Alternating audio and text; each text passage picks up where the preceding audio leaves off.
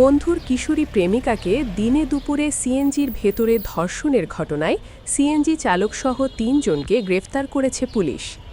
গত রবিবার বিকালে বিশ্বম্ভরপুর উপজেলার পলাশ এলাকায় এই ধর্ষণের ঘটনা ঘটে। এ ঘটনায় থানায় মামলা দায়েরের পর বুধবার রাতে বিশেষ অভিযান চালিয়ে ৩ জনকে গ্রেফতার করেছে সুনামগঞ্জ সদর থানা পুলিশ।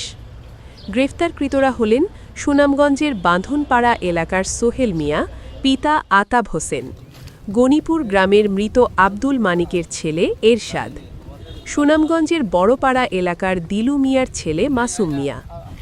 মামলার তদন্তকারী কর্মকর্তা সুনামগঞ্জ মডেল থানার এসআই জহির হোসেন বলেন, কিশোরীকে ধর্ষণের ঘটনায় ৩ জনকে গ্রেফতার করা হয়েছে।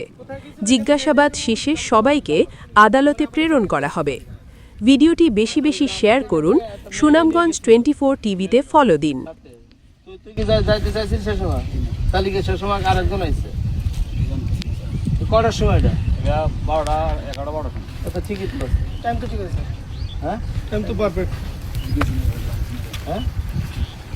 তাহলে আপনি কি সঠিক আছে বলা? মেমোরিতে আনেন। মেমোরিতে সঠিক আছে তো। সিনজি তোমার এখানে ছিল না? মেয়েটাও চেনো না। মেয়েটাও চেনো না। মানে দূর থেকে আমি এখানে এখান থেকে এসেছি। তাদের কাছে আছে না?